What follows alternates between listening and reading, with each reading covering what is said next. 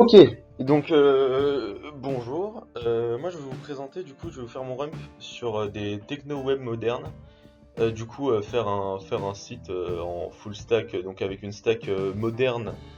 Euh, donc on va voir les technos qui sont utilisés, donc que ce soit pour le front ou pour le back. Et du coup on va voir comment on fait ça, et je vais vous montrer ça à travers d'un exemple du coup d'un petit projet perso que j'ai fait. Donc du coup notes.naofel.space qui est affiché sur votre écran. Du coup, oui.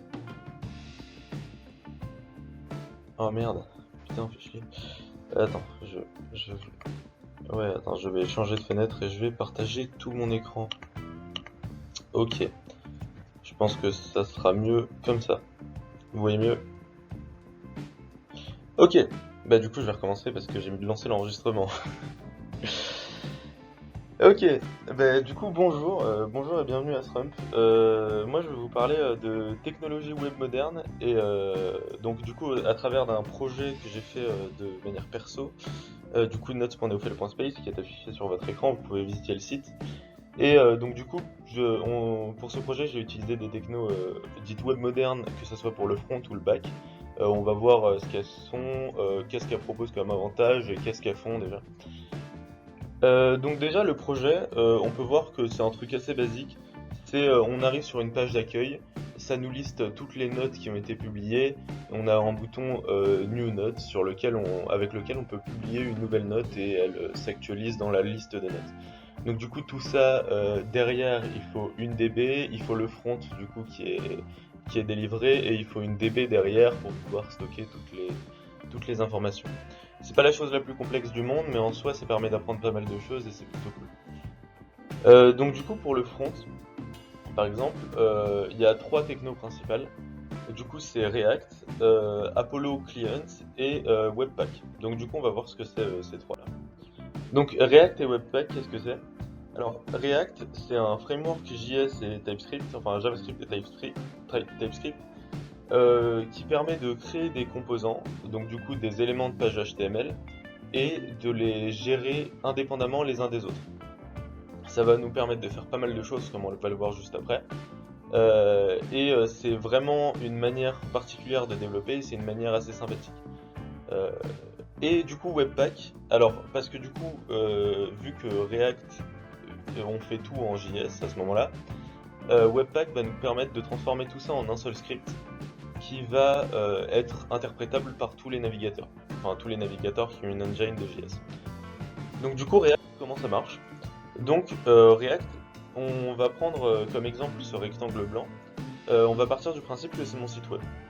Si par exemple, je veux rajouter un header, je peux rajouter un header en créant simplement un composant. Et dans ce composant, je vais rajouter d'autres composants qui seront le titre et le bouton New Note. Ok. Et ensuite, avec un call à ma DB ou à mon API, je vais pouvoir lister des éléments et donc du coup créer plusieurs éléments les uns à la suite des autres, et les afficher sur ma page. Donc ça, React me permet de faire des boucles par exemple sur une liste d'éléments et les afficher et ajouter des éléments dynamiquement, ce qui est plutôt sympa. Maintenant, si je veux aller sur la page New Note, donc du coup changer tout le contenu du site, ça serait un peu dommage de reload toute la page. C'est ce que font actuellement les pages qui n'utilisent pas ces technologies. C'est qu'elles reload toute la page, donc du coup, elles créent un nouveau header techniquement, et elles créent tous les éléments qu'elles ont déjà créés. Donc par exemple, on va dire que si sur mon site, j'ai une vidéo qui joue sur le côté en bas à droite, et ben du coup cette vidéo va être reload et c'est pas une bonne chose. Ou alors il passe par différentes techniques, mais en tout cas une bonne pratique pour ça, c'est d'utiliser React du coup, et donc du coup d'uniquement supprimer les éléments qu'on a besoin de supprimer, ou en tout cas qu'on ne veut plus afficher. Donc du coup supprimer ces éléments là. Et à la place du coup afficher le contenu que je veux sur ma page. Du coup, voilà, avec React, je peux changer dynamiquement mes éléments. Je peux render certains éléments et en dérender certains autres, et les enlever directement de mon DOM. Ensuite, du coup, donc ça c'était pour le front. Je vous ai pas présenté du coup Apollo exprès. Je vais vous en parler pendant la partie back. Donc du coup, les technos pour le back, c'était du GraphQL, du coup de l'Apollo Server cette fois-ci, du Prisma et du Nexus. Donc on va voir ce que sont ces quatre technos. Donc le GraphQL, ça va permettre de remplacer les actuels API REST. Donc je ne sais pas si vous voyez ce que c'est une API REST. C'est par exemple quand vous allez sur une URL en particulier, que vous allez utiliser une méthode particulière d'HTTP, donc que ça soit get, post, create, delete, update, enfin n'importe quoi. Et donc du coup c'est une API REST. Actuellement c'est très utilisé, c'est assez performant, et donc du coup il y a pas mal d'aides là-dessus, que ça soit, enfin il y a pas mal de frameworks et de trucs qui se développent sur des API REST. Mais le GraphQL, ça nous permet de, de, de créer nos API beaucoup plus simplement que si que si on faisait une API REST. Là, on peut voir que la syntaxe du GraphQL, elle est vraiment simple. J'ai décroché au début, donc je dis si c'est une mutation et je dis rien si c'est pas une mutation. Une mutation, c'est quoi? Ça va nous permettre de rentrer un nouveau champ dans notre base de données, donc en soi c'est muter notre base de données. Et ensuite, je vais appliquer une fonction, donc je vais par exemple appliquer getNotes pour récupérer toutes les notes que j'ai sur mon site, et dans ces notes, je vais récupérer l'ID de la note, le titre de la note et le contenu de la note. Et par exemple, pour la mutation, si je veux ajouter une note, et ben du coup je vais ajouter une note qui a comme titre coucou et qui a comme contenu salut c'est moi, d'accord, avec un petit smiley. Et ensuite, après cette note en particulier, je vais récupérer son ID, son titre et son contenu. Donc du coup, c'est vraiment quelque chose qui est très simple à écrire et même très simple à comprendre. Ça va permettre d'être assez lisible dans son code. Au lieu d'avoir une request sur une route en particulier, par exemple là si ça serait localhost 2.4000 slash addnote slash coucou slash salut c'est moi, ou alors avec localhost 2.4000 slash addnote point d'interrogation title égale coucou content et content égale salut c'est moi, c'est quand même plus simple de lire ça et d'écrire ça même. Donc du coup voilà, ça c'est pour le GraphQL. Ensuite du coup pour le Prisma, ça va être quoi? Ça va être une ORM. Donc une ORM, ça va faire le lien entre un langage et des bases de données.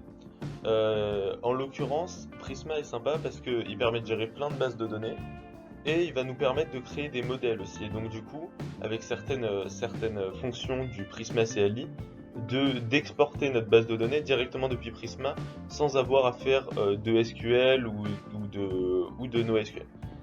Du coup, par exemple, on peut voir un modèle, donc avec un ID, un title, un content et une date, qui ont tous un type en particulier. Et par exemple, l'ID, je peux lui déterminer que ça va être un ID, donc du coup qu'il est unique, et que sa valeur par défaut, c'est quelque chose qui s'incrémente automatiquement. Donc du coup par rapport à la ligne précédente dans le tableau. Et la date de base, sa valeur, c'est maintenant. Donc du coup, il peut récupérer automatiquement, il peut mettre ses valeurs par défaut. Et on peut voir que là, j'ai pas écrit de SQL, mais pourtant, quand je vais exécuter certaines commandes, il va pouvoir me le transformer en SQL et me le mettre directement dans ma base de données et me créer directement toutes mes tables, toutes mes relations, enfin tout ce dont il aura besoin au final pour fonctionner. Et avec ça, je pourrais l'utiliser directement dans mon JS.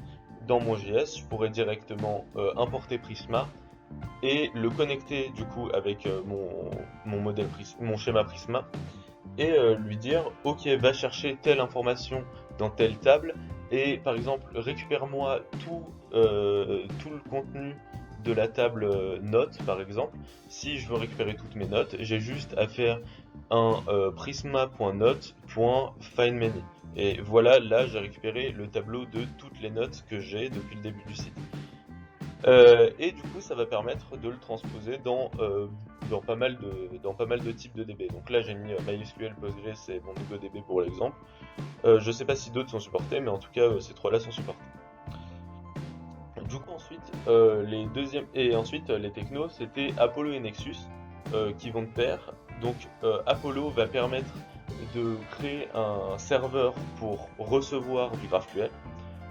Donc du coup il va recevoir du GraphQL lui de son côté et il va pouvoir l'envoyer du coup à Nexus Nexus qui va lui directement faire du CRUD, donc du coup du create, update, delete et je sais plus ce que c'est. Mais bref, oui, merci, create, read, update, delete. Merci beaucoup. Et du coup qui va faire les différentes actions qu'il a à faire. Par exemple, si on revient sur mes exemples, par exemple pour le get notes, je vais pouvoir lister toutes mes notes donc en faisant, comme je vous ai dit tout à l'heure, prisma.note.findMany directement avec Nexus. Eh ben merci. Voilà, si vous voulez laisser une note sur note.naofel.space.